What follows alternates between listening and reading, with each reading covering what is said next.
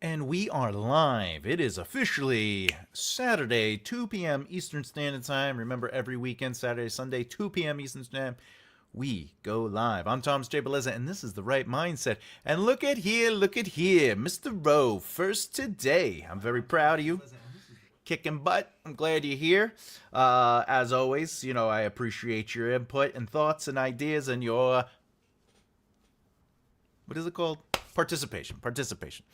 So yeah, we have a couple things going on today. Today is going to be about something is happening, but nothing is happening. So if you are someone who can't afford an editor, or mostly line editing, so this is going to be prose and like looking at the movement of your writing.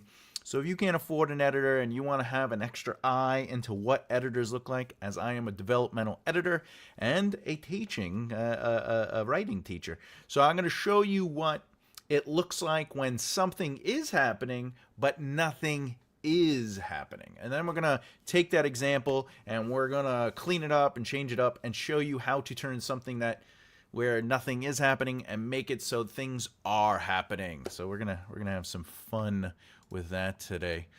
Oh yeah, come on, flowers. People beating you here. All right.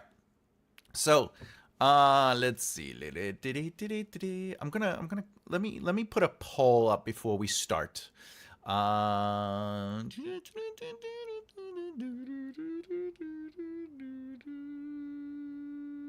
Well, we can't do that one. I write out polls and then I have to choose from the polls here. Oh, here's one. This one will actually fit within today's topic. What's your biggest challenge in refining your prose? All right. Okay, that should be fun. Show verse tell, of course, and then oh, here we go. Dialogue that moves things along, and then finally, let's see. Okay, making sure everything works.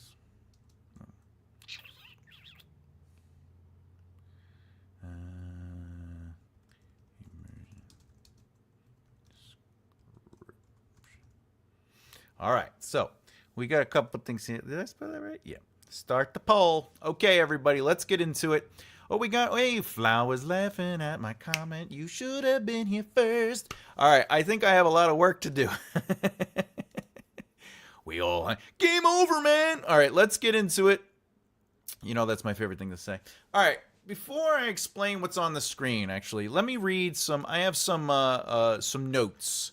I got some notes. I'm gonna read my notes, and then we're gonna go over it. So this is going to be where we sort of explain what something is happening, but nothing is happening. We're gonna explain it first, and obviously, as you can see, there is a poll. So if you'd like to get involved in the poll at the end of the hour, we will discuss the poll.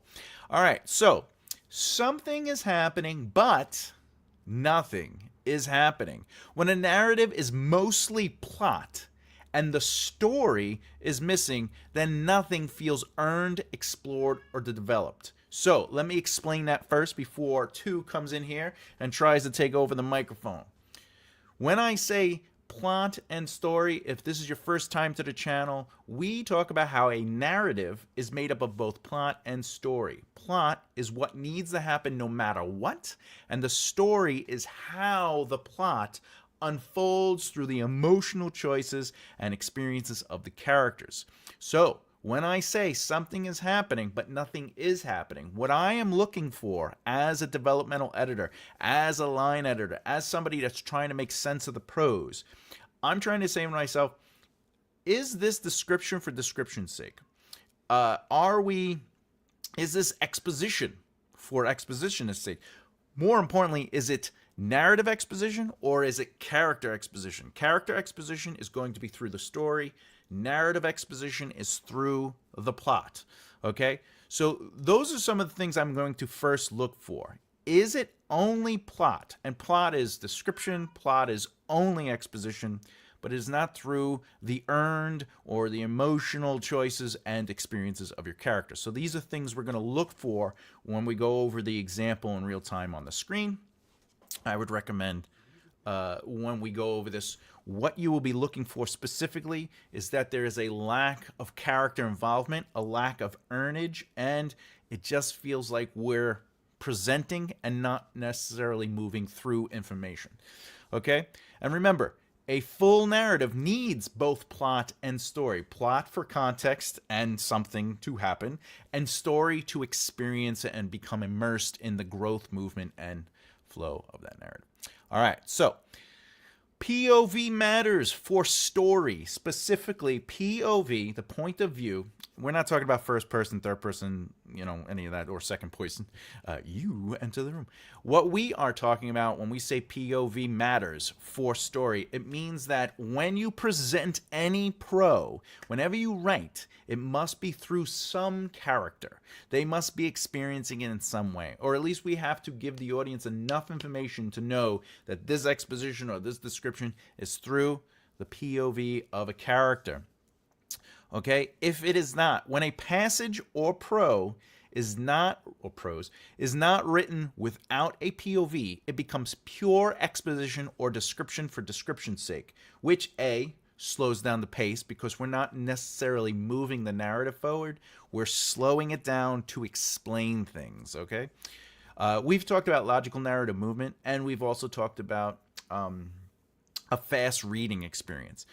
When you use logical narrative movement, or you're using the fast read kind of method, that exposition ends up feeling fast, even when we slow down the pace. Because remember, pace and speed of reading are not necessarily the same thing.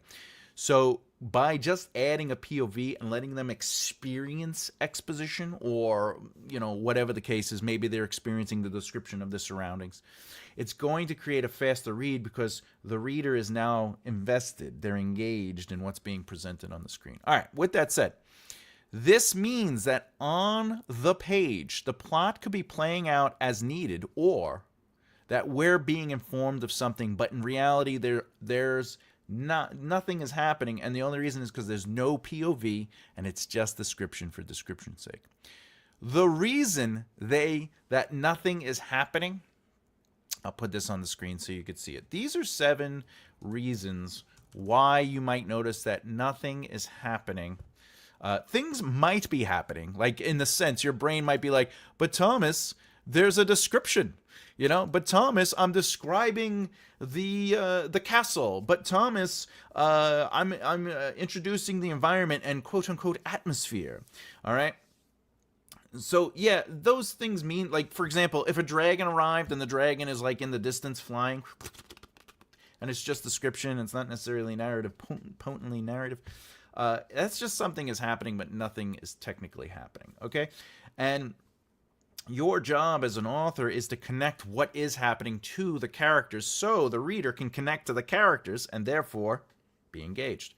So when you're looking at your prose, if you're reading a page and you're realizing that nothing is being earned, that is just a sequential aspect of events. They enter the room is big and large, and they see the Jacob on the other side of the room. So, Christine walks across the room and they start talking. And then you do the dialogue, and the dialogue is just like, I can't believe it's been 15 days since I've seen you. And, well, we only have 5 days before we can talk to our father and really get this whole will thing taken care of. That is, nothing is being earned. It's just, we're just getting you through the plot. The characters aren't really, or more importantly, we're getting through the plot and characters are not experiencing things. They're just performing their tasks. They become chess pieces because characters are not making choices. You're making choices for the character. What does that mean? It means that when you're developing your character and a character's voice, you're going to start noticing what's known as positions. Positions are their belief in something. So if they love if they are Jet fans, how much they are Jets fans creates the position. If they are extreme Jets fans, well, they'll die on the wall of victory, and somebody makes fun of the Jets, they're most likely going to do what? Their behavior is going to make them stand up and say something to defend the honor of the Jets. Jets, Jets. But if they kind of are fans of the Jets, but they don't really, it's just something they do on the weekend so they could hang out with their friends and family, and somebody's like, the Jets suck, which is true. The Go Giants. No, I'm just kidding. Miami Dolphins. So if they're like just sort of fans of the Jets because it allows them to hang out with their family and friends on Sundays, and someone's like, the Jets suck, they probably be like, yeah, all right, whatever. And the positions create their behavior, which then influences their choices. Do they stand up and defend the Jets' honor, or do they sit back down and not really care? All right. So in the situation I gave, where somebody walks in, they see their friend, they walk over to Jacob, and Christine's like, hey, I haven't seen you in 15 days. We only have 5 days before we... No one's really making choices there, and no one has a position. No one cares about how long that's been. No one really cares about the father situation. So, we got some more. I am a fan of jet planes. Hey. You got to be careful with those jet planes. They mostly wing it. All right. But Thomas, my characters are currently grinding.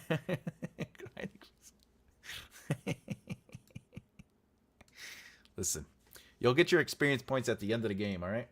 All right. So, the other thing is characters are making choices, okay? But there are no consequences for their choices. So if you're like, but Thomas, the character chose to enter the room, and when Christine chose to enter the room, she saw Jacob and chose to walk over to Jacob. Okay, now what? Well, Christine chose to tell Jacob that it's been 15 days since they saw them. And, technically, Christine chose to tell Jacob that they have 5 days to tell their father. Well, the thing is, there are no consequences to those choices. And what that means is positions are not necessarily being challenged. And remember, consequences can be good or bad. So in this situation, Christine walks in and sees Jacob. What are the consequences to her choice of choosing to walk into that room? Okay, what is it about their relationship? Her position on their relationship. Her position on not seeing him for 15 days. Her position on having to travel for 15 days to get here. Her position on having to deal with the will of her father. And all those things need to be addressed, or don't. It's your choice as an author. But something of that has to be addressed. Because remember, writing is easy. Being a writer is hard because you have to ask questions, you got to challenge those questions, etc., etc. I think mine are aiming for 100,000 before they do anything. You got to pay me to make choices. All right. This is something that's on the author for sure. No seeding or foreshadowing for payoff. So what does that mean? We've talked about seeding and foreshadowing. You should be looking for these things in your writing. So if on the page you're not slowly seeding information, and just for anyone who's never heard me talk about it, seeding and foreshadowing are different in the sense seeding earns the qualifications of a character's skill or ability or knowledge or the truth of the environment or the truth of world building. So if people are I do this in the sci-fi story. We are consistently talking about the war that has happened, and it creates behavior positions for the environment and the quote-unquote prejudice towards different people. Well, you were on the other side fighting us, and blah, blah, blah, blah, right? So you have to seed information to earn that information. If you're not doing that, and then out of nowhere, there's a character that knows how to build a bomb, you didn't earn that character being revealed to know how to build a bomb. You have to see that. That's why, sometimes, and I know we're talking about novels, but just for quickness and clarity, when you're watching a movie or a TV show, somebody grabs a box of tools and they're like, yeah, well, I learned this when I was in the military. And then they open the toolbox and now they're working on the bomb. That in screenplays is, you would think it's lazy, but remember, every line is worth money, right? So there's a budget element. So they're like, if we just add this little line, we've given enough context and earn the right to be like, okay, what they're about to do is now believable. All right. In a book, you kind of have a little bit more playroom. You could sort of build on that military background. Either, maybe they carry around a specific knife that is, connected to people who are in the military. Maybe they do certain things, like when they see a flag, they respond to a flag, even if it's like fantasy. They're in the kingdom of, and they see the flag and they go, oh, and then people are like, why do you do that every time? And they go, oh, because I respect, I'm a patriot of this kingdom or whatever. And that's a form of seeding. Foreshadowing, on the other hand, is, and the easiest example is, we haven't seen a tornado here in years. Well, we know there's going to be a tornado at one point or another. Another example of foreshadowing is if a character goes, yeah, well, I don't really talk to my father anymore. We don't get along. And then what happens in the third act? The father shows up. But you as the writer have to make sure that's on the page. If it is not, then stuff is happening, but nothing is happening. So you have to deal. And of course, there's no cause and effect. If somebody makes a choice, let's ignore the consequence element, but if somebody makes a choice, there has to be a response to that choice to create an effect. It doesn't have to always be crazy. It could just be like, they speak up at a meeting, and now that they spoke up, the direction of that meeting is now moving a little bit further away from what the original topic was, because they want to discuss something they didn't really think about. Okay? So that's important. They make that sound because they see a red flashing light. Well, yeah. Do you hear the Viet Cong?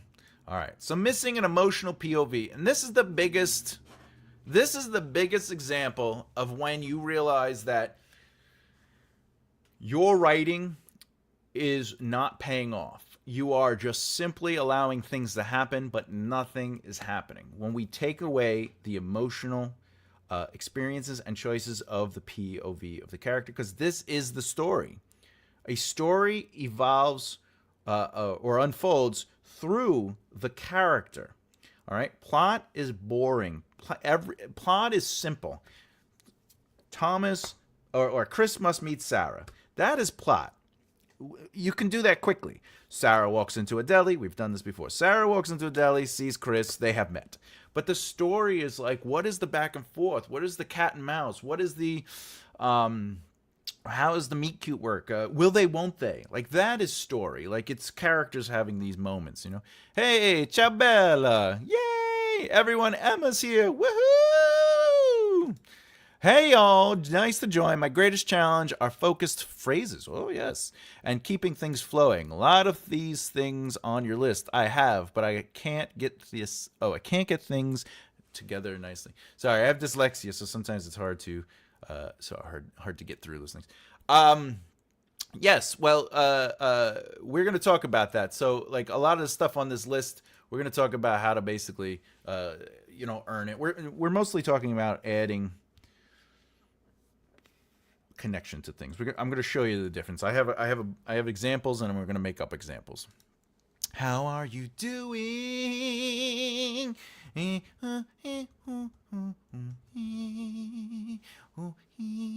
How are you doing, Elaine? All right, I sang. I'm going to do that. All right, let's get back to me reading the lesson. I wrote out a nice lesson, so let's get some more information out. So, all right. Okay. So if you never wanted to feel like things are just happening because they need to happen, the plot, a full narrative needs both plot and story is going to help the movement of cause and effect, either by the experiences of the characters or their choices. Hi, Emma. I'm doing great. How about you? What are you writing? Hey, Emma, Afghani, everybody. Although I was already talking with you. Hello. All right, so continuing on. So if if you feel like things are happening but nothing is being earned, there's no cause and effects, we know that we're missing a little bit of the story. So let's get into it. Readers connect emotionally to characters, not the big, huge, large, really massive castle tower with one golden stone on the top. I'll repeat that. Readers connect emotionally to characters going through the plot and experiences. All right? They do not connect to the big, huge, large, really massive castle tower with one golden stone on the top. But they care if a character cares. Okay? So, let's get into it. Let's get into it. Hello. I've just started writing a Christmas book set in Italy. That's right. If you watch a couple of Emma's recent videos, she talks about that. All right, so let's get into it. Bloop. All right, so example of nothing happening. Anybody can write with ease. Oh, what do we got? Unless the character was a character, got turned into said... What? Unless the character was a character that got turned into said character. Obviously. I just finished A Scottish Christmas. Where do I find you, Emma? You could just right-click on the dots under her name, and it'll show you. And then you could open up the page and just run over there and follow her. Unless the tower, what? Unless the tower was a character. I don't understand, Ro. Where do I find you, Emma? Feel free to put your link in the comment sections. Oh, I get it, Ro. They can't be the tower because we're gonna move on. All right, so we're gonna move on. All right. Now, if you write something that reads as such. Mountains rose up from the grass fields, reaching into clouds, orange with the sun's masking stain over their white truth. Birds chirped in the distance, echoing over the vast nothingness of distance that faded in the far horizon. Now, you might say, but Thomas, that describes what we're seeing. It sets up atmosphere. We now know that there's grass fields. We know that the clouds. We know what day it is. We know that it's this and that and blah, blah, blah, right? What's happening, though, is this is not doing anything of substance because we are not moving it along. We have just slowed down the pace of the plot. Okay? But Thomas, you said if it doesn't have character, there's no story, so it's only plot. Correct. Story can speed up plot because it's through the emotional experiences and choices of character. In this situation, it slows down the plot because it is description for description's sake. We are just describing this stuff. Okay? We don't have any character involvement in it. We need character involvement, right? So when you're writing a we're going to take this and we're going to make it into an example of something. What do we got? What do we got? What do we got? What day? Hi, Thomas. What's up? You read a Christmas book in July. Who wouldn't? Especially when it's written by you, my friend. All right. Through their point of view, Tom. Yes, I was reading progress the plot, build the world, develop the character. Correct. Every line must do one of three things. It must either move the plot forward, build character, or add to the world. However, you could do more than one thing in one big... Okay, there's a lot going on in the comments. Through their point of view. Yeah, so, Elaine, when I'm talking about that, what I mean is... Oh, yeah, you're asking the question. Yes, if we could move this through the POV of a character, it then becomes something happening because now they are the ones that are seeing this. Remember, description for description's sake makes this that we, the audience, are seeing this. But we're not choosing to see this. You, as the author, are saying you need to notice this. Well, why do I need to notice this? But if a character notices it, it will inform not only the reader of what the character is choosing to notice, but also inform the reader of what's going on around it. What do you think about short stories? Me personally, I love short stories, especially if you don't want to go too deep into stuff and you sort of just have like a blink and you miss it moment. Excellent stuff. Yes, I knew that. I thought that's what you were saying. Follow my YouTube channel, and my books are all on Amazon. Woohoo! By the way, Emma, I just added your hyperlink to the ebook version of this book. Just so you know, I added the hyperlink to everybody that's on the list because I believe that we should all support one another in the community. And as you can see, I have what is it? I have names and stuff like that in the back of the book. By the way, this book officially will be released next week. Everything is done. I finished the audio book, though I still have to edit the audio, but I'm gonna release that after. But the hardcover, the ebook, and the paperback will be available this coming week. All right. I just wanted to get through the holiday. Okay, what do we got? Oh, we're all lurking in here. Everybody's dancing and dancing. Thank you very much. I'm excited about that book. It's a self-help book for entertainers, writers, authors, musicians, everybody. Woohoo! I appreciate that. Let's get back to this lesson. All right, so, and much love always. I do appreciate the love and compassion. All right, so when we look at stuff like this, and if there is no POV of a character, etc., right? When writing prose, ask yourself the following. I'll put this on the screen so you can see my thought process and my notes. All right, boop. Okay, there we go. All right, so when you look at your prose, these are some questions you should ask yourself. All right. First and foremost, is this written through a POV, even if that POV is the omniscient narrator? And kudos to Elaine for pointing that out. It is very important to have a POV of a character. Number 2, is the character processing information, making choices, being challenged, or presenting their positions? If not, we know we need to do a little work. Not that every single prose needs these things. It's just these are elements that should be somewhere, somehow within those things. And then, of course, as Roe pointed out, one of the most important rules for a fast read and a logical narrative movement is, but more importantly, it is constantly moving. Every sentence should be moving your narrative forward. And to do that, does each sentence have one or more of these 3 things happening? Plot forward, character development, or world building. If it is, all these 3 questions will help you look at your prose in a way that means that something is happening. So if yes to all 3, you're in great shape. If it's 2 of the 3, that is still good. However, if only one of these things is happening, you might want to go back and play with the moments. You don't want to run into... Oh, okay. Let me do this. Okay. This is my favorite. This is an old one, but I wanted to bring it back. You don't want to run into, like, Bob needed to get the sword of Bloop. Bloop. To kill Jake. Okay, the bad guy.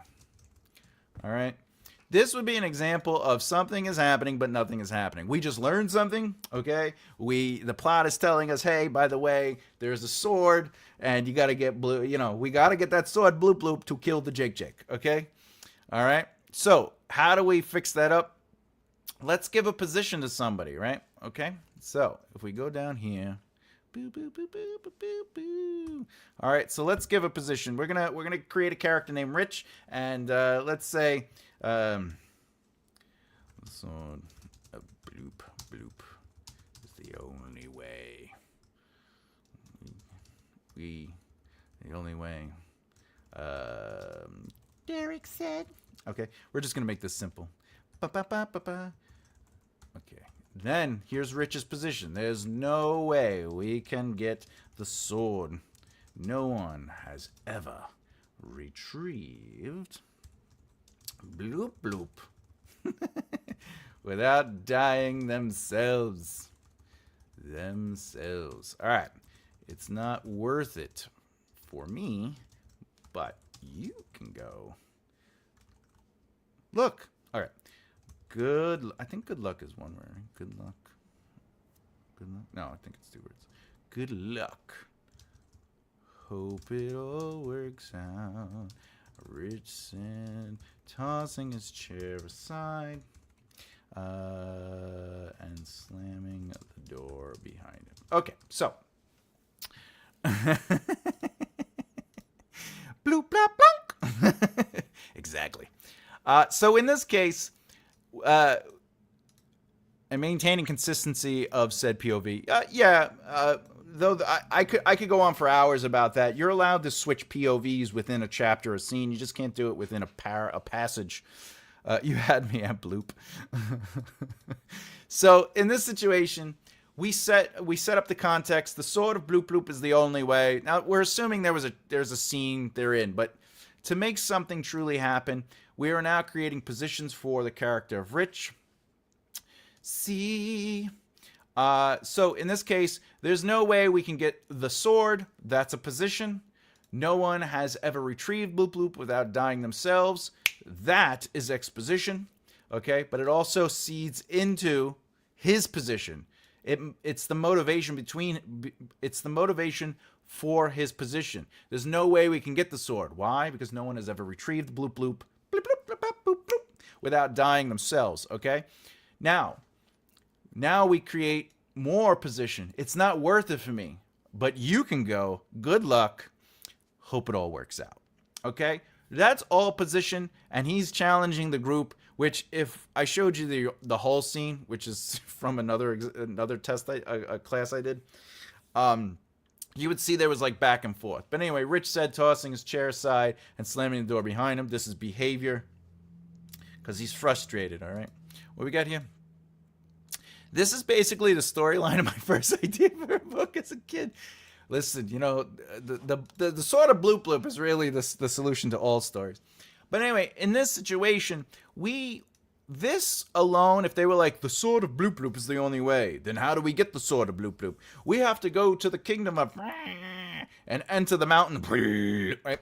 And it's going to take us 15 days. That would be things are happening, but nothing is happening. It's just information. It's exposition. Yeah, sure, maybe you have 5 characters saying it. But if you present something of plot, or in this case, exposition, the sword of bloop bloop is the only way. That's exposition.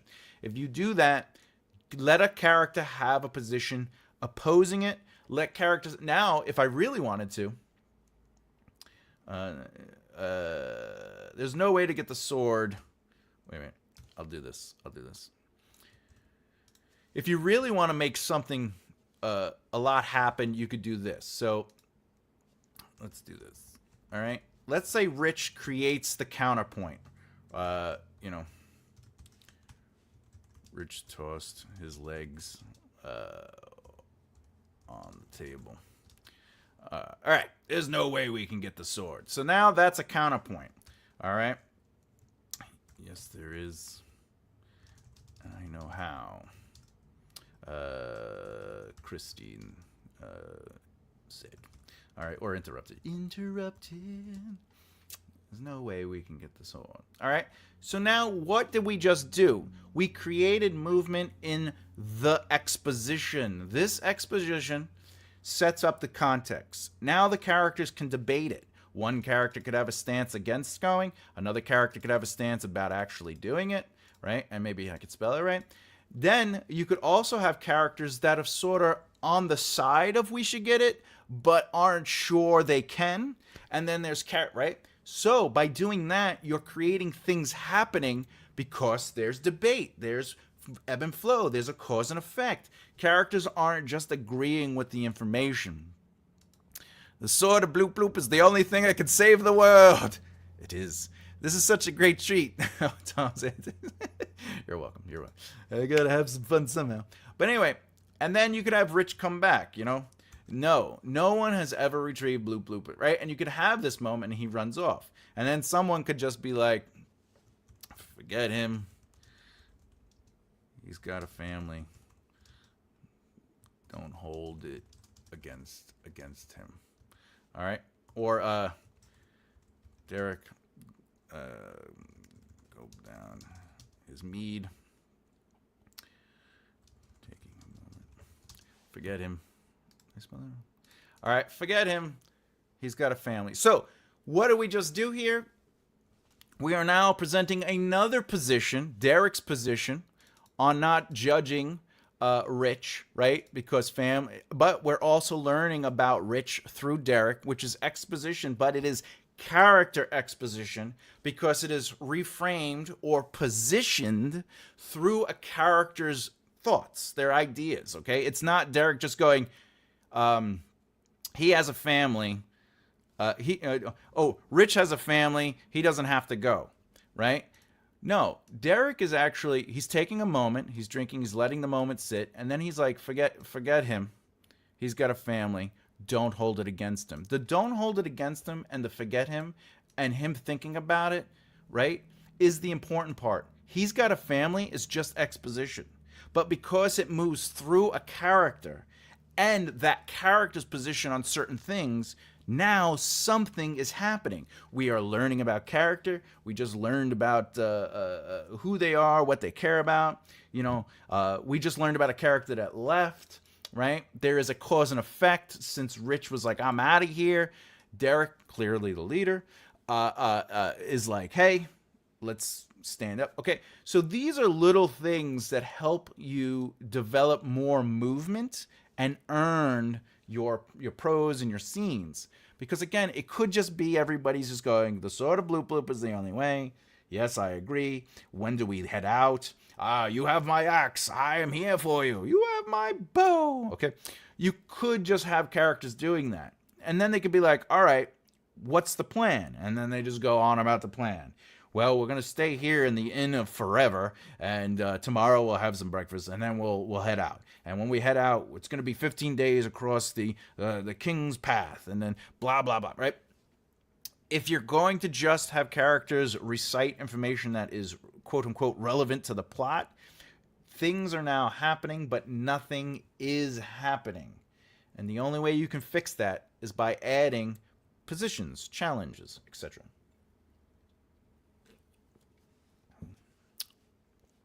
What we got? I love comments. You speak clarity into the meaning of things. You, Tom, have my not sword, but my attention. I appreciate that. Thank you. The thing is, I've been teaching for a long time, so the way I kind of like think about things is now like that because I love questions. But I used to get a lot of questions when I first started, and then my brain just started, just looking at things like, what is the clarity of this, And then, of course, I have, learning disabilities and stuff like that. So I try to incorporate what helps me learn as well, and maybe that'll connect with somebody. I really appreciate that. Thank you. Thank you so much for that. Thank you. Thank you so much. All right, let's go a little deeper. So having this example on the screen, having it go through the character's experience turns exposition into positions, just like I explained. The character doesn't believe in themselves, doesn't want to die, and believes no one has ever retrieved the sword. But we also added the extra element of Derek presenting the real truth. The real truth. By the way, that's another really fun thing. This is the character's position to hold their honor or hold their, like they want to look good. And they leave the room, and then Derek's like, no, don't hold it again. He has a family. So now we learn something else through the character, and that is interesting. That becomes something of movement, because ultimately what's happening?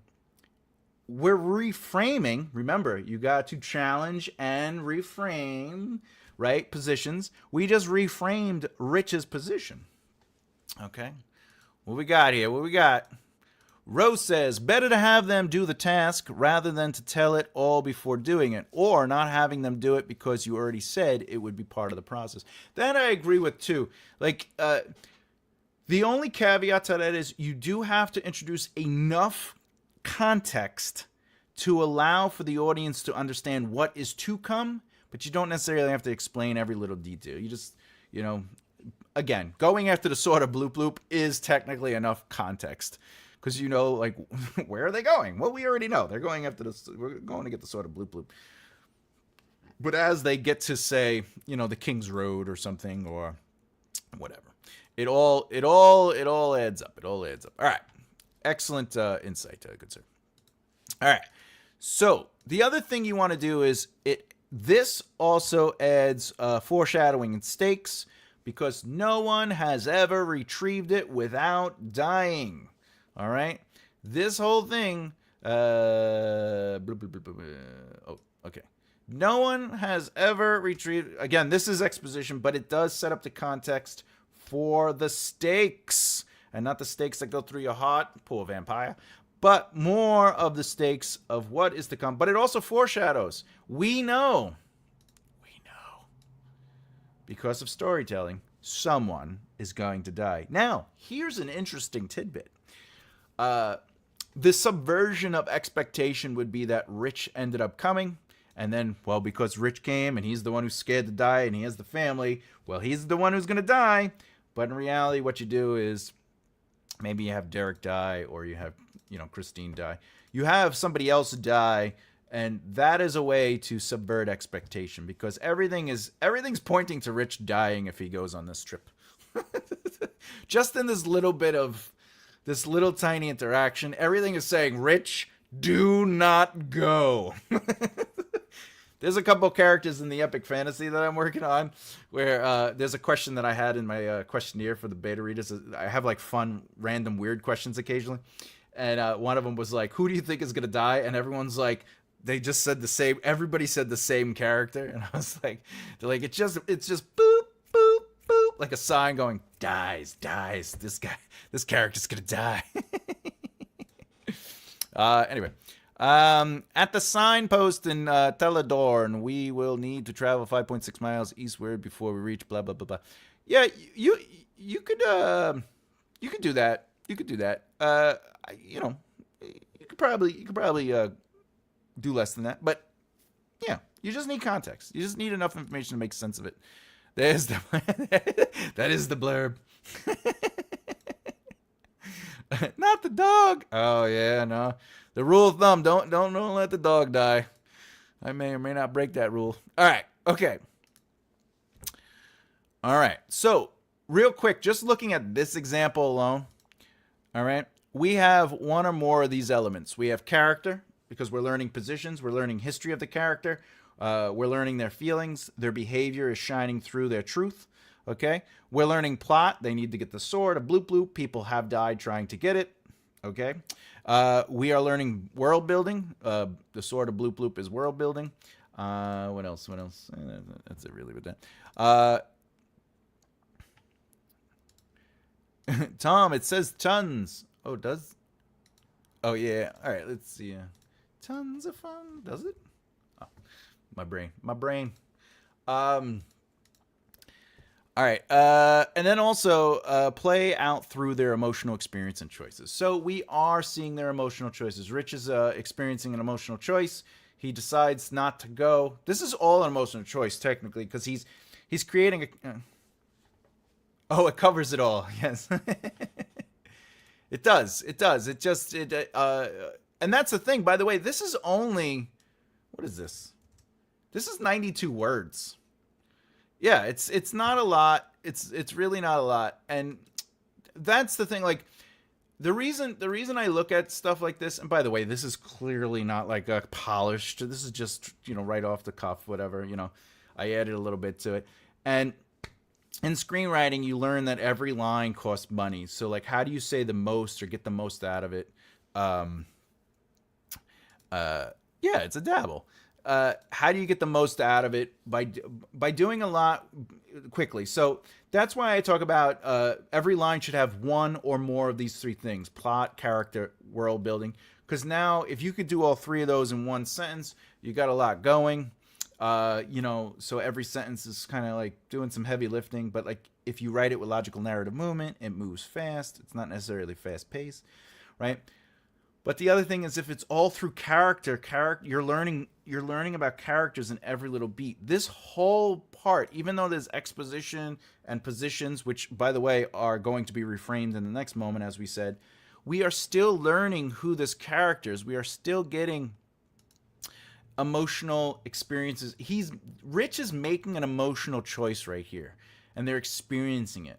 They are presenting doubt to the group because they themselves have doubt and fear never seeing their family again. Okay? So when a developmental editor or a line editor comes in, their job is to look at this stuff, to look at a paragraph and say, there's a lot of description or exposition, but there's no movement. There's no character. There's no choices. There's no story. All right? And that's really the most important part of something is happening, but nothing is happening, right? Even this, like let's get rid of this. Boop, boop. Like if we look at mountains rose from the grass fields, right? Reaching into the clouds. All right. Coughing. Heaving over his horse. Davis. Sucked in dry air.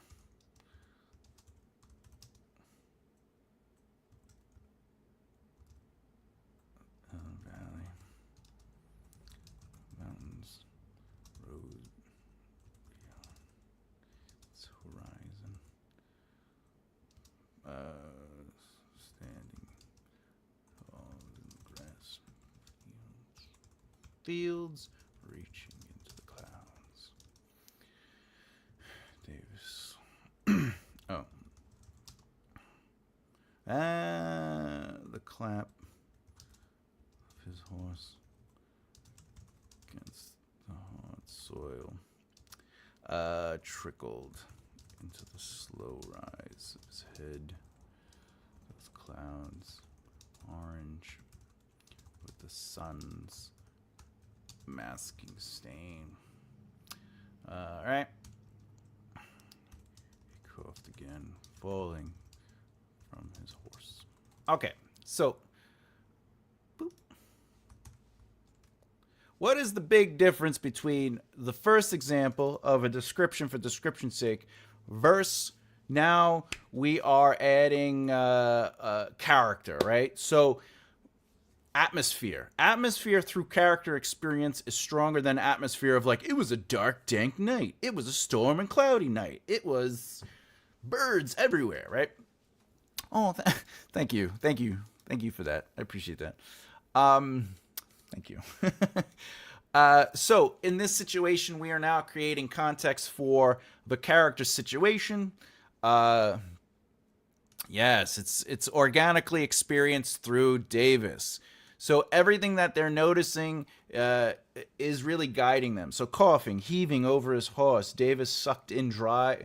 Actually should be the dry air of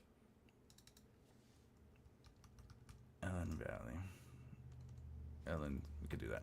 Of Ellen's Valley. The mountains rose beyond its horizon, standing tall in the grass fields, reaching into the clouds. So, what is this suggesting? Well, if he's in Ellen's Valley, now we're going to do logical narrative movement. We are going to now build on this. What does the valley look like? The mountains rose beyond its horizon. We know, because this is in the POV of Davis, that is what he's noticing by looking out into the valley, okay? Even though you don't have to write looking out. You don't have to write Davis looked at the mountains. But we are building or qualifying, you can't see me pointing, but we are qualifying this with the mountains rose beyond its horizon. It is connected. This is for adult. By the way, if this was young adult, beyond, it would actually, if this was young adult, it would be the valley's horizon. In adult, you could be, you don't have to connect everything so directly. And in middle school, it would be even more. It would literally just say Ellen's Valley. But anyway, the mountains rose beyond its horizon, standing tall in the grass fields, reaching into the clouds. Okay, so now we're actually adding some element to character too. We could technically be like, well, maybe reaching into the clouds, there's hope, or Davis is dying, and what's clouds represent? Heaven, or whatever, the afterlife. The Valley of the Jolly Green. Ho, ho, ho. Green Giant. So The clap of his horse, or the clap of his horse's hooves against the hard soil, trickled. I spelled that wrong. Trickled into the slow rise of his head. Those clouds, orange with the sun's. Yeah. So now we are the logical narrative movement is going to build on the clouds and how he's experiencing it. So he is choosing to look at those clouds. We know this because we are now seeing something deeper about it. Those clouds aren't, that's processing, by the way, those clouds. Okay? And it is through his rise to the clouds that he's hearing the horse's hooves against the hard soil trickle into the slow rise. He's weak, tired, and blah, blah, blah. He coughed. Oh. He coughed. He coughed blood. Holding his mouth as he fell from his horse. All right, whatever the case may be. Anyway, my point being, now something is happening. We are, and it's a fast read because we are moving through the continuous motion of a character's experience. Whereas, even though this is 68, so this is probably going to be 43, 38, I was close. All right. Oh. Tom, can you make a small list of those things you're highlighting there? Yes. All right. Let's see.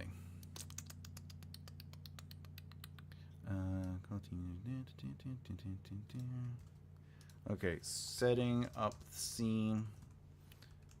Okay. All right, so this sets up the context. Setting up the scene. Look, I use it's AI because I use the num dash. All right, this is context, atmosphere, right, and then of course and Davis's situation. All right.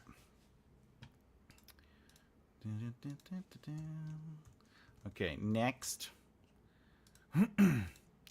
All right. So we know that he's looking. We are qualifying. One second. Okay, now we are qualifying or building on. Okay. This. I'll just call this. Okay, and that's, we're going to do that.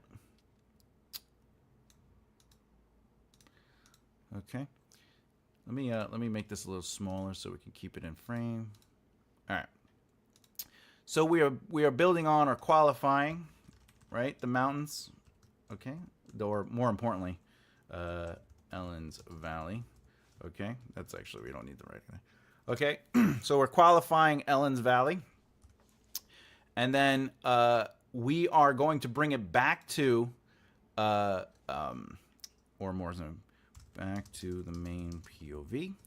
Okay, in this situation, this is the main POV, and we are also building on. I will add that to POV and qualifying, basically clouds. Okay, all right, and in this situation, Davis is experiencing and looking without he looked. Okay, at the distant mountains. Okay, which, by the way, if I was going to continue writing, maybe that's the direction he's going. Maybe the mountains, you know, are where he's supposed to be going. It's you know, then that helps connect it to plot. Okay, so like maybe when he falls, oh god, you know, he could be like you know, whatever, you know, the mountains of blah blah blah. You know, half a day's travel at most, you know, and then like he'll have to like try to, you know, motivate himself. He's like, get up, you bloody fool. You're not dying out here. You're not dying alone, you know. And then he looks at his horse neighing like, and he's like, I didn't mean alone. Yeah, but what do you care? You know, like then he's talking to the horse, you know, like, and now there's character, and we're learning that like he is heading towards the mountain, and you know, now we know that he believes he's dying, and now he has a personality with his horse, and now, you know, like all these things start building on themselves, and that's what helps things happen, instead of it's just like a list of plot. Like, yeah, it's like, what do you know, horse? I love giving animals personality in books, and I think that's something that I rarely see, where like animals are reacting, and I think it's because I did go on farms a lot when I was a kid with my best friend. His grandparents had a farm. So like horses have personality, dogs have personality, cats have personalities. Alligators, scary. But it's important to give creatures, animals, choices, and give them positions so they have behavior. Because position creates behavior, which creates things are happening because they're going to react to stuff. Mick1 talks to his locker in the first. That's funny. See, that's good. That creates personality, because like, especially I'm assuming he's alone or they're alone. I don't want to give any away. We don't know if MC1 is whatever. But yeah, that does like it when a character's alone. What did they say? They say we have like our familiar personality, we have our stranger personality, and then we have our alone personality, and or egos. The what's it called? I can't think of the word right now. But anyway, so like characters would behave in the same way. Yes, I figured they were alone. But that's the thing. Like, you should be thinking about that, so moments don't feel like things are just happening. It's little moments when you think about who they are around, who are they not around, what are their positions on things, how do they feel about stuff, how do they deal with stress, how do they deal with love, how do they deal with, these are all positions, right? They're beliefs, right? And it creates the movement within plot, because plot alone is just mountains rose up. I could even be like, Davis needed to get to the city of Yam Yam, only half day's travel, and in the distance he looked at the mountains, that rose.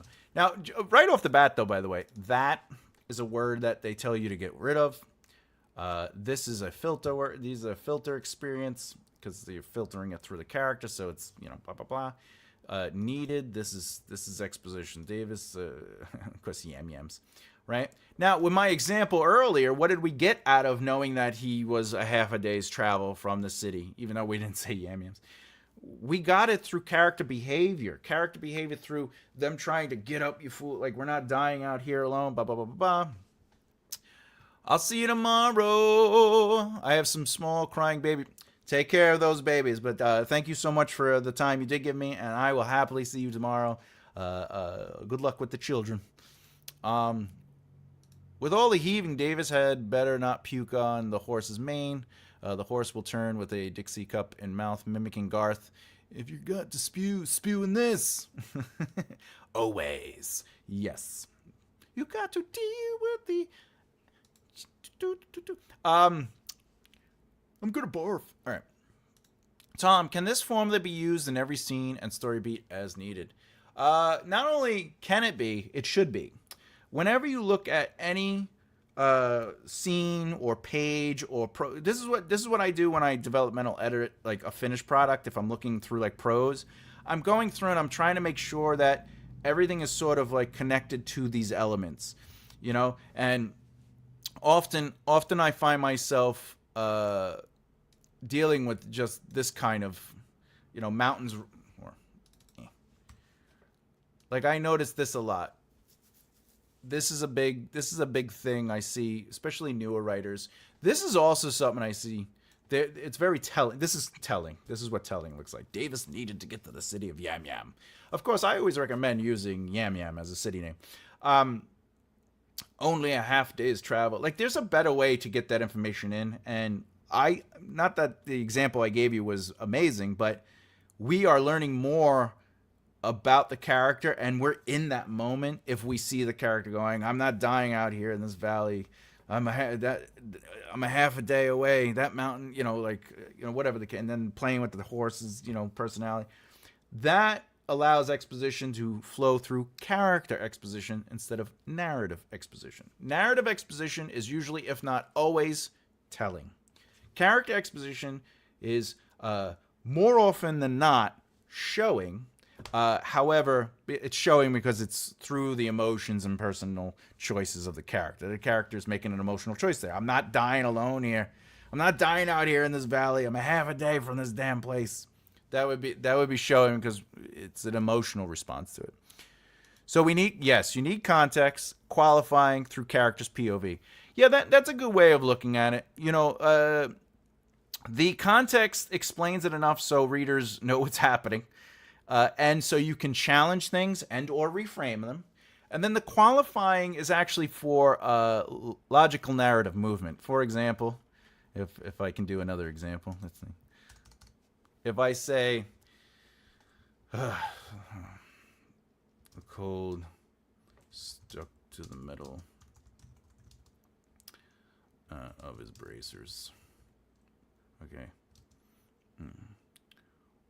Warm from crisp in each movement. Okay. So, wait, I gotta put it. I should put it on the screen. All right, so in this situation, the cold stuck to the metal of his bracers. I hope it's been okay. Now I'm going to qualify bracers. Warm from the velvet underneath. Okay, crisp in each movement. So we are qualifying in this whole rhythm. I could even do this. Okay, warm from the velvet underneath, crisp in each movement. So basically, the qualifying helps with logical narrative movement. Now, if I was going to continue on, all right, because I use this to explain this, I might want to qualify cold, right? His army fell to the eye in the white. In the mix of snow and white. Oh wait, of his white bracers, warm from the red velvet underneath, crisp in each movement. His army fell to the eye, fell away to the eye in the mix of snow and white. Okay. Can you give one more sentence? What is bracers? Oh, I'm spelling it wrong. Bracers for armor. Oh yeah, I spelled it wrong. I'm sorry. My bad. Okay. All right, bracers are the things that go into your forearms for armor. So if you think that this might be confusing, right? So the cold stuck to are they like metal chaps? No, usually they're leather with metal over, or they're metal with velvet or cloth underneath. So the stronger the armor. What would be an example?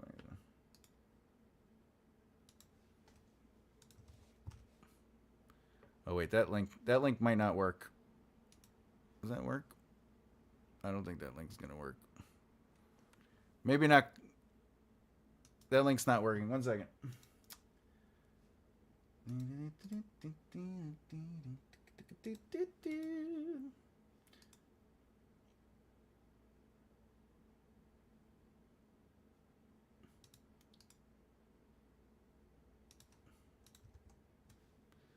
This might work. These are like, yeah, that'll work. Click on that. That'll just take you to a new. That's what bracers look like. They could be leather like that, but like, you know, the more armory they are, there's more metal involved. Yeah. Anyway. But they could be metal, they could be leather, whatever the case is. But anyway. But if you want to explain it, like if you're like, oh, maybe people don't know, you can go, the cold stuck to the metal of his white bracers, Um,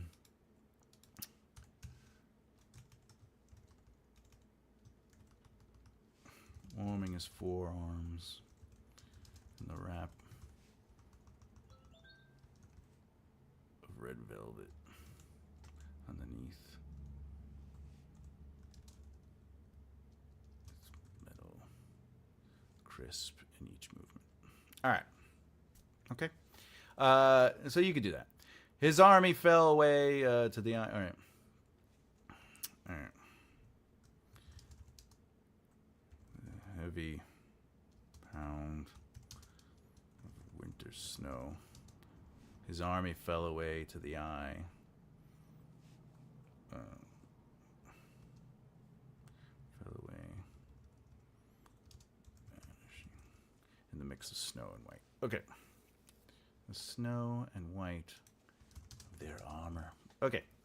So, right now I do have to add some POV. So the cold stuck to the metal of his. So we're going to just add Kevin's white braces. Actually, let's Rose white braces. All right. The cold stuck to the metal of Rose white braces, warming his forearms in the wrap of red velvet underneath. It's metal, crisp in each movement. Obviously, it's lyrical. In the heavy pounding, pounding of winter snow. His army fell away, vanishing in the mix of snow. Actually, pounding of winter. His army fell away, vanishing in the mix of snow and white of their armor. Now, the reason I took away snow and winter snow is because snow is here in the same sentence, so you don't want to you don't want to double up. You don't want to be like, unless it's, you can double up if it's for purpose, like the snow. That's snow, heavy and white, thick against his face. Snow as far as the eye could see.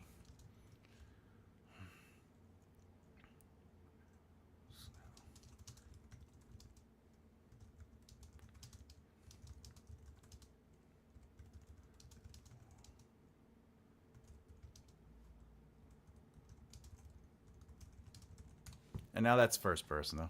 But like you could do that for like effect, the snow, that's snow, heavy and white, thick against his face. Or if it's first person. My face, snow as far as the eye could see, snow. My children will play in, but only blood and war will trudge through it on this day. So there are rules and you can break them. But that is more first person. This is third person. Anyway, what do we got here? Oh, this is helpful. It still feels foreign to me. Yes, I mean it's a matter of practicing and really like working on it, and just if you try things here and there, it'll definitely help over time. I assure you. I think this is what I have trouble with. That's great. Yeah, it is something. It's something that isn't necessarily noticeable unless you have an eye for it. It's sort of like if you play an instrument. Like I'm a guitarist and a drummer and a piano player and a singer and a bass player and all that, right? So if I'm listening to music, I can pull out the bass, I can pull out the guitar, I can make sense of the drums. Then I could go a deeper level, right? It is a formula. Yeah, it's for developmental editing, line editing, the formula to go back. Like I don't expect anyone to write anything like this cold. I would even say this needs work, a lot of work, as a zero draft, or first draft, whatever, and like going back, I might even write the cold stuck to the metal of Rose braces, period, and then the heavy pounding of winter hid his army, right? That might be like the first thing I write. And then when I go back for my first draft, I'm going to start adding a little bit more. I'm going to start focusing on immersion maybe, and then the second draft I'll start thinking about the line editing more. I might be like, all right, let me qualify things, let me add on to things, let me create a rhythm, but again with music, like I'll be listening to a song, there's steps to it. Like the more familiar I am with the process and the thing, I hear the bass, I hear the guitar, I hear the drums, all right, but then I can hear the rhythm, the movement. I can start seeing the rhythm and movement. All right, okay, I got that. oh, now I can actually make out the notes on the staff because I can read music, right? And then you're like, oh, I know what the timing is. I know what this. You start then hearing this invisible click, right? Boom, dude, boom, dam, boom, right? Whatever the case is. And it's the same thing with writing. When you practice this outside of writing a novel or whatever, you just write a pro and you like think about like what is the position, how, like I did with this, you know, some of you said makes a lot of sense. I took this small little piece and I did a lot of work, right? I have a lot going on in this little interaction. And we're learning a lot and we're moving the plot forward and stuff like that. So you should be practicing these things just in general. I'm talking to everybody right now. I'm not singling anyone out. But the metronome. Well, a metronome would be a very specific thing, but there isn't the internal metronome, yeah, for sure. Is voice established that way? It can be, absolutely. I mean, it's your word choice. Your voice is a combination of word choice. Are you lyrical? Are you mechanical? By the way, mechanical is not a negative term. Mechanical means that it's just more straightforward. Are you? Do you play more with internal or processing? Do you use chapters a certain way? So the more you practice things, the more it's going to immerse into your voice anyway. So if you're like, I want to really get good at sound immersion, and you start really practicing just writing sound immersion, that might just naturally fall into your voice. But another very important part about author voice is also theme and tone.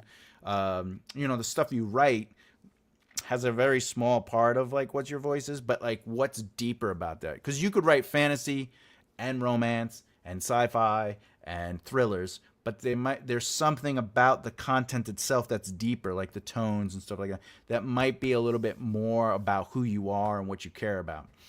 So that could also be very much a part of your voice. What do we got here? Because after Friday's video on show, tell, and dialogue, I was a little afraid my dialogue isn't sufficiently cryptic.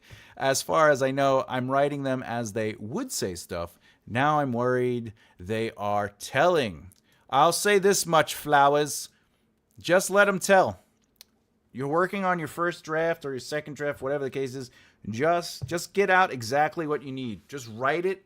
Don't think about it. Just write what you got to write. The real work will begin once you're done. You will have to go back. And you will have to say to yourself, is this too on the nose? If so, now that I already wrote the whole thing and I know exactly what needs to happen, because I know what's happening, I can now add more subtext. All right, because it's clear on the page. And you could be like, oh, I could break this up into a couple other things. So I was just like that when I started writing too. It's you're like, oh, this has to be good, or you know, is this working? And the truth of the matter is, and you'll very much see through the Sunday videos, it's the zero draft is like as direct as you can be, and there are no pros. There can be pros. The dialogue is very basic, but as you see me get into the first draft on Sunday's video, because if no one knows, if there are people here who don't know, on Sunday I do another live video, 2 p.m. Eastern Standard Time, where I'm writing a book in real time and I'm walking through the process and teaching the behind-the-scenes stuff. But when it does come to your zero draft or your first draft, straightforward is probably the best way to get the story out, to get your novel, your manuscript from your head onto the paper straight. And don't even play with craziness. Just you can. There's no rule that says you can't. But if you're worried like, oh, this is too on the nose, do not worry about that. That is stuff you can fix and clean up once you finish the book. I assure you. Because if you worry about that now, you might realize later, oh, I don't need this scene. And then you spent like 3 days trying to make this one scene beautiful, and then it turns out like at the end of the book, you're like, this scene really is like just takes away from the book. You know, like, so don't put a lot of deep work into the first couple of drafts, especially the zero and the first. Guys, what are the crown and numbers with the that's the crowns and numbers have to do with your interaction. So the more you interact on, this is a new feature YouTube's doing. The more you interact on the channel, and definitely in the whatchamacallit, the comment section, the more, the higher your crown goes. Basically, if you just like, Thomas, enter, you're the best, enter, around, enter, never gonna give you up, enter, you're the best, enter, your crown number will go up really high. Oh yes, don't worry about the first couple of drafts. It says, who's the most handsome? How come I don't have a number then? All right. Do I have a number? Let's see. Grind for experience. That's funny. I don't even have a number. All right. Anyway.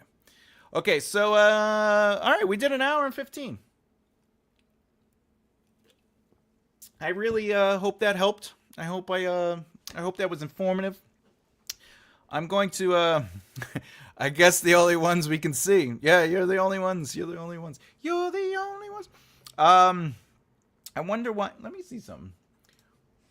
What are the crowns and numbers next to the comments in the live videos of YouTube? It says here, in YouTube live videos, the crown icon and numbers next to comments indicate a leaderboard of engagement for the viewers. The crown signifies the top fans of a specific live stream, and the numbers next to their names represent the cumulative points they've earned through chat participation. Clicking the crown icon takes viewers to a leadership board. Oh, click the crown. Oh, look at that. Roe has 150 experience points. Wow. Elaine, you have 75 experience points. That's so interesting. Emma has 50, but I think she left. The top 3 people in there will get a number. So the top 3 people get 1, 2, and 3. Well, that's interesting. Oh, that's pretty cool. So how much experience until I reach level 2? 1 million. Woo! Grinding for experience, huh? Every day you gotta grind. Lucky us. That is funny. All right, so I'm gonna look through the. If you haven't voted already, there is a vote. There's a poll. If you want to vote in the poll, what's your biggest challenge in refining a prose? Feel free to vote. We can talk about it in a second. However, if you're interested in asking me a question, I am a developmental editor and a writing teacher. So if you have a question about your own writing, if you have questions about what we did today, in general, feel free to ask. If you have questions just about anything, depending on what it is, I'll be happy to answer.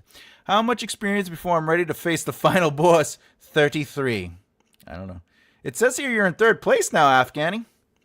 Look at you. Look at you kicking butt. Look at you. Look at you. Look at you, Afghani. I have a question this week. What?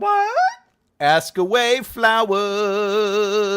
Requires a lot of pacing east to west and north to south.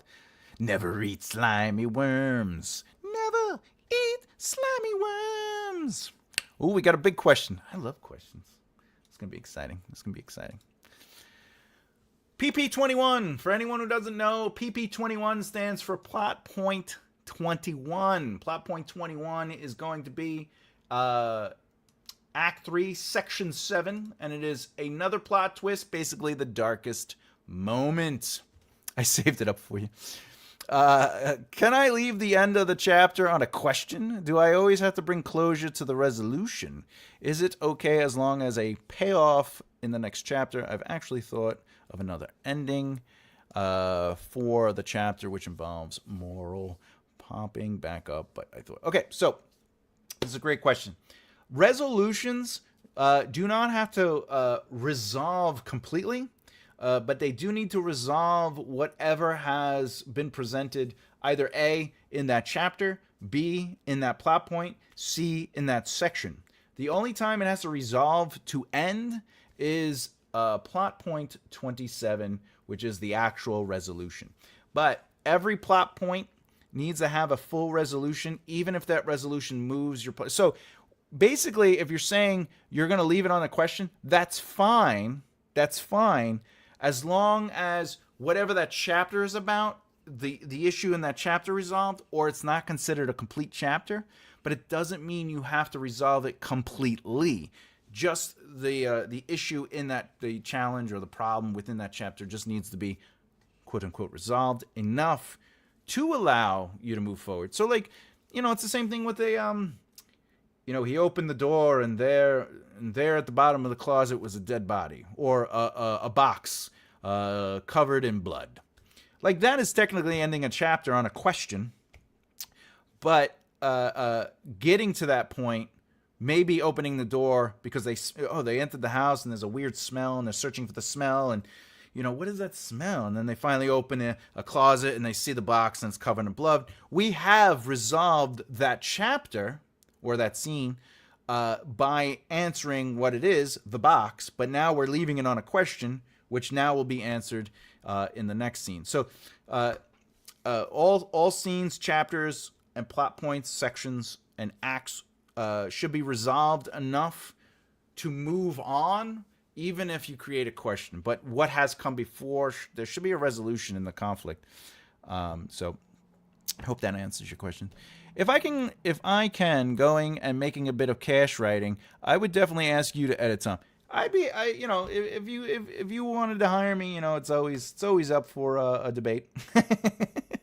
No, but you could always email me through my website, and if I could do something small for you, if I could help you or give you some simple guidance. It's not uncommon for me to just help somebody as a friend with a little here, a little there. I never mind doing that. All I ask is just support the channel and support other people. If you learn something from me, share that knowledge and wisdom. Build your community, respect other people. Like that's all. I love surrounding myself with good people, and if people can't afford the full services of things, that doesn't mean that I can't help you in other ways, even if it's like some small critique on a chapter or whatever like that. I'm really giving. I saved it up. I appreciate you saving me up the questions. I do love the questions. The end. Good question. It was a really good question. Fabulous. Yeah, as long as you conclude what that chapter or scene was about, and then you can leave it on another question to move forward. That's fine. Also, how is Mr. Not Great? Not Great is doing great. Actually, he's doing mostly great. I like how you wrote that. Not Great, NAHT. Not great. That's pretty good. Not great. Is that how we spelt it? I kind of like how you spelt it there. Oh, thank you. Yeah, you gotta do right by people. Not great. If you don't do right by people, it's also, whatever. It's their prerogative. But I don't know. I've always been. I don't like people using people, and I don't like. I wish people would help me when I was younger, and people did as I got older. I had really great mentors, especially in the music industry. The entertainment industry, all this stuff. But at the end of the day, sometimes a lot of people help because they're like, hey, what do I get out of it? And, and we don't have to do it that way. All right, let me see. Was it great? Oh, there it is. Not great. Oh, I did write it that way. I put a note down saying that Flowers suggested AHT. Yeah, no, that's a good way of putting it. Because your not is not. Not. Yeah, no, that was good. Not more or less not great. More or less not great is more or less great. Is doing really good. All right, let's get into the okay. So the poll says, what's your biggest challenge in refining a prose? We have eliminating repetitive phrasing. We have show verse tell.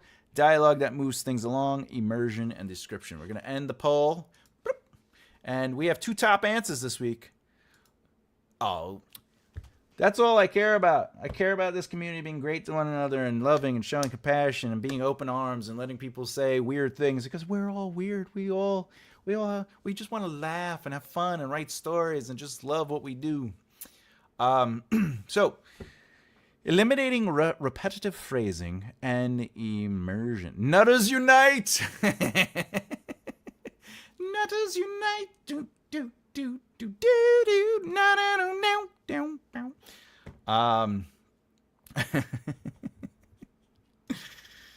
I made that shirt for you, Flowers. I just want you to know the Nutters, band of Nutters. I love that. Anyway, all right, what do we got? We got eliminating repetitive phrases. Ooh, yeah, that's a big thing. Um, what does repetitive phrases mean though? Like, how do we acknowledge a repetitive phrase? Now, remember again, you can do if it is for effect. But if you're just repeating things like the night was dark, the sun had gone down, the sun had gone down, town had turned on their house lights.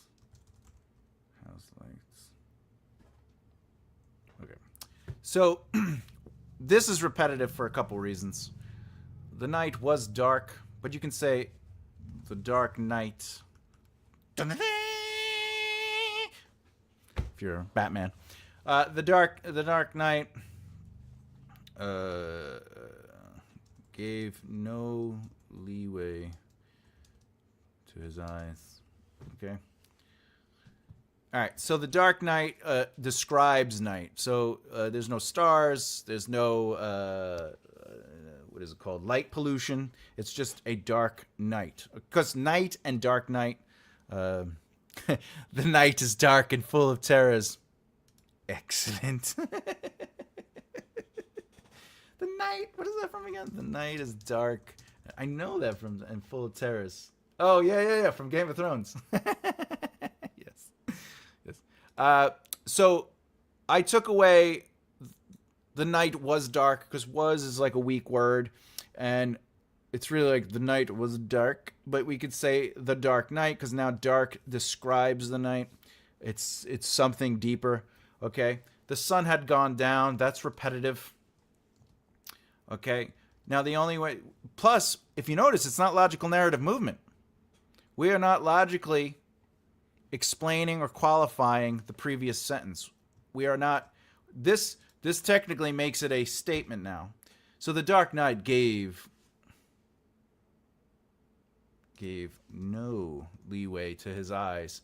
The sun had gone down. You see how it's like a statement, or reads like a statement? The Dark Knight gave no leeway to his eyes. The sun had gone down. The town had turned on their house lights. Now let me read it as if I was a narrator to try to get away from the bias intonation in my voice, okay? The night sorry. The Dark Knight gave no leeway to his eyes. The sun had gone down. The town had turned on their house lights. Okay? So nothing is really connecting to itself. They are separate movements, okay? So that's the other. A movement is like if I'm going to get up from my chair and walk out of the room, that's going to be a movement. When I get to the next room, it's a new movement. If I get up out of the chair to leave and then someone enters, them entering becomes a new movement. Okay, movements are just a sequence of events that fit together, makes sense logically. So in this situation, all of this is basically saying it's nighttime. So when it comes to repetitive phrasing, it doesn't necessarily have to be like, it was night, and night was dark, and in the night she could only stand so long before wanting the sun, because night was scary. Okay. Because night was scary. This is also repetitive. It is doing something, though. We're learning something about the characters. But this is repetitive. It was night, and night was dark, and in that dark night was she could only stand so long before wanting the sun, because night was scary. Because night. All right, anyway. So repetition, you got to go through and sort of say, well, how do I build on it? And maybe that'll clean it up. So the Dark Knight gave no leeway to his eyes. All right. His eyes. I would even say his eyes. Stepping. Oh, you could say each step guided by his arms stretched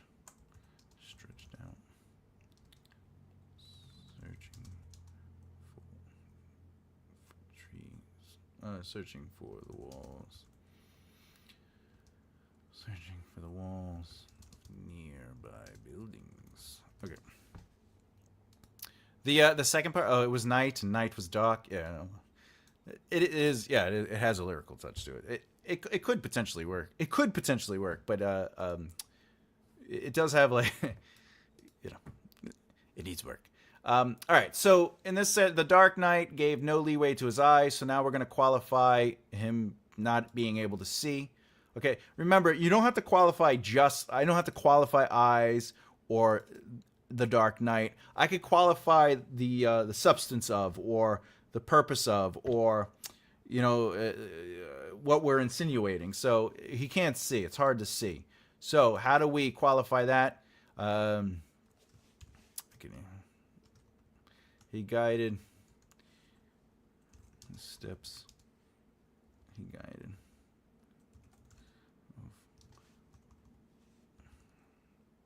He guided himself. He guided himself with each step. His arms stretched out, searching for the walls. Searching for a nearby wall. All right, now we're building on it. Now we're sort of building the environment. We're learning a little bit more. Okay, he guided himself with each step. His arms stretched. How did he guide himself? So we're qualifying. He guided himself with each step. This is one fluid motion. His arms stretched out. We don't talk about the Dark Knight Rises? Okay. Oh, but you merely adopted the dark. I was born in it. All right. I did not see the light until I was but a man. Okay.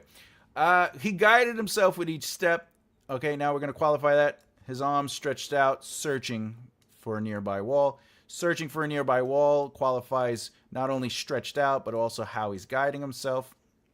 Okay? All right? Now, I'm adding a nearby wall, so I'm building the scene now. The scene is building up. So the repetition, I took the repetition out of the first two sentences, and now I'm building the scene, and I'm building the environment, nearby wall. All right. His hand smashed flat against rough brick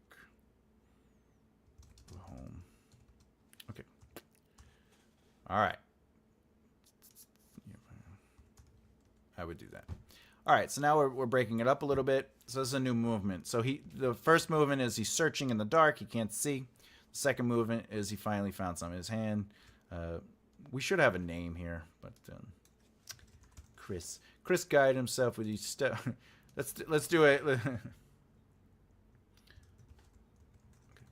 Not great guided himself with each step. His arms stretched out, searching for a nearby wall. His hand smashed flat against the rough brick of a home.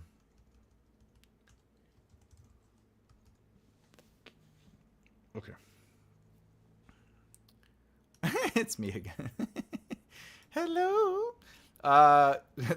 Christine, Chris, they're all over the place. But anyway, so to get rid of the repetition, you got to just go through it and say to yourself, does it make logical narrative movement? Is it, like, for example, I guess this does work because it has effect. It was night, and night was dark, and in the night she could only stand so long before wanting the sun, because this part I probably get rid of.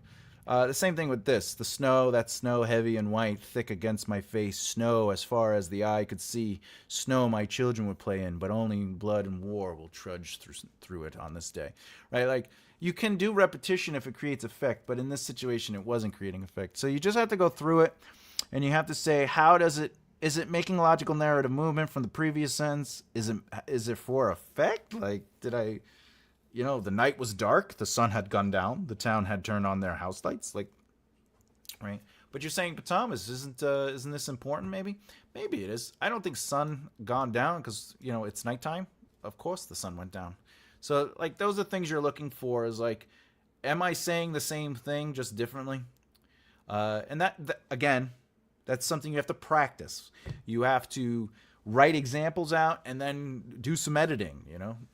Stuff like that. All right, this was very helpful. Thank you for everyone's questions and comment, and a big thanks to you, Tom. I appreciate that. See you all soon, Tom. You are certainly doing what you are meant to do. Thanks for your shit.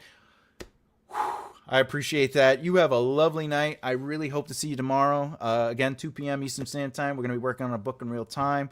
I loved your interaction. I say that often. So you have a great day. And you got number one in the look at that. Boom. Number one. I'm so proud of you. All right. I'll see you next time. Gotta go. See you next time, my friend. In fact, I think we're gonna get to the end. We're gonna get to the end. So a couple things before we end today. We'll do the usual stuff real quick. MakeARightLeftHere.com. If you want to find my book, this one, you can just go to MakeARightLeftHere.com and the links will be there. The links will be there. I would say they'll be up there this week. I will create a post. If you're not following me on social media, I recommend you do. You'll see something on there. Of course, there's always updates and news on my website. I would recommend checking it at least once a week. If you haven't done so already, please subscribe. Nixay. Oh, I'm blushing too. I don't know if you could tell. All right. I hope I've been doing this in my scenes. I just didn't realize there were words to describe it. Set up, qualify. What was the last one? Set up, qualify. I don't know. Might have to look. Go back. Let's see. One second.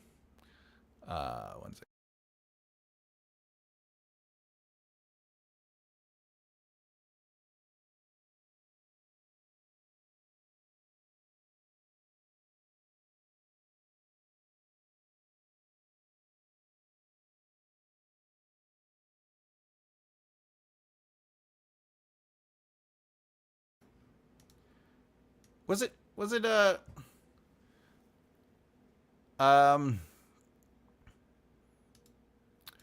oh, you have a great community. Oh, thank you. Thank you for commenting and saying hi. Yes. Oh, thank you. We try to have some fun here. It's all about trying to have fun. Why is my thanks for using me in your example. Anytime, bro. I thought there was another word. They usually come in threes. Yeah, that's true. I do.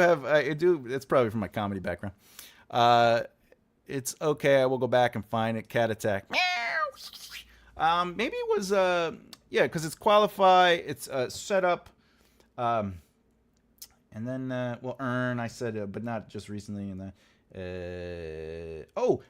if it I was talking about, and correct me if I'm wrong. I was talking about like, if like the snow, that snow, heavy white, and I was talking about that and how like, if it's for, not, God, now my brain is like, if it's like if you're trying to do it for a reason, like if it, for effect, effect, I think that's the third word, effect. So yeah, you want to set up, you want to qualify. If you're going to repeat words, you want to do it for effect. Strokes the brain. I might have a stroke trying to think of it.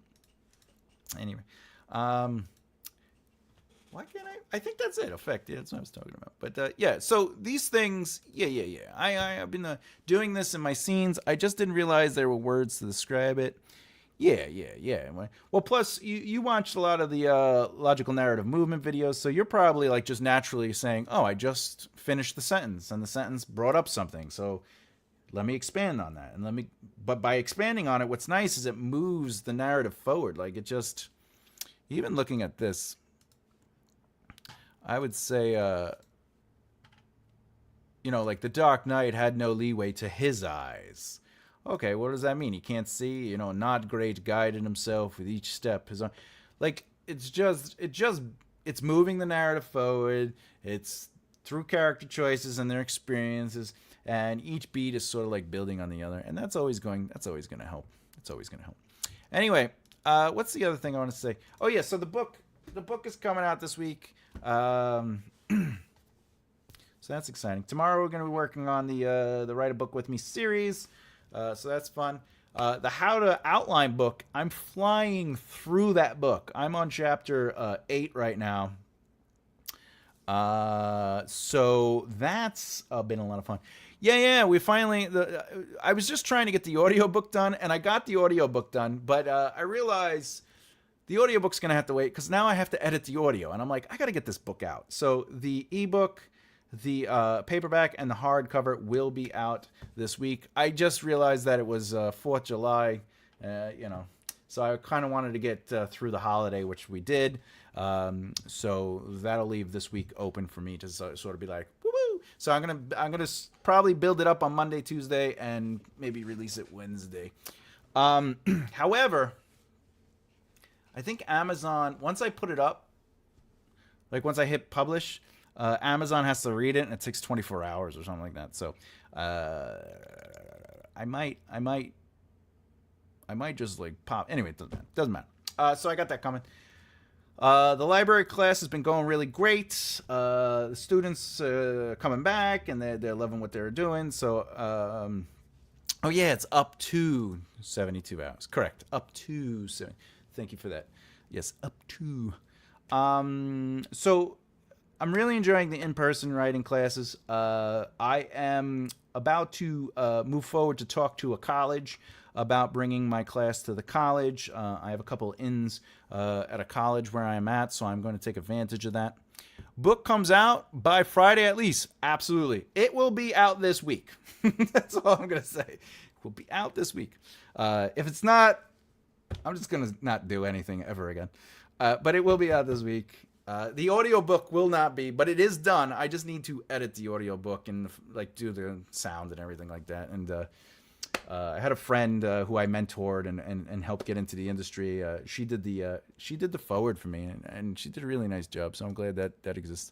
But anyway, everything else, if you haven't done already, or if you don't know already, much love to you guys. I'm grateful and thankful. I had a lot of fun today. Did a nice hour and 40 minutes. And again, this is stuff I like doing. I love doing this teaching stuff. I love showing and breaking things down. For anyone who is interested on the ongoing online classes that I want to do, I'd like to at least have 5 people in the class before I move forward with it, just so it is a benefit to everybody. But this is the kind of stuff we would definitely go over. Like I would do like a half hour of this. We would take like, what's everyone having trouble with kind of mentality. All right, let me do a quick 30 minutes on that. And then I would help each individual as needed and give them some guidance and stuff. It'll be fun. It'll be fun. So I'm looking forward to starting that online live, but it'll be private. We will not be on YouTube with it. It'll be probably Google Meetups. It'll be private.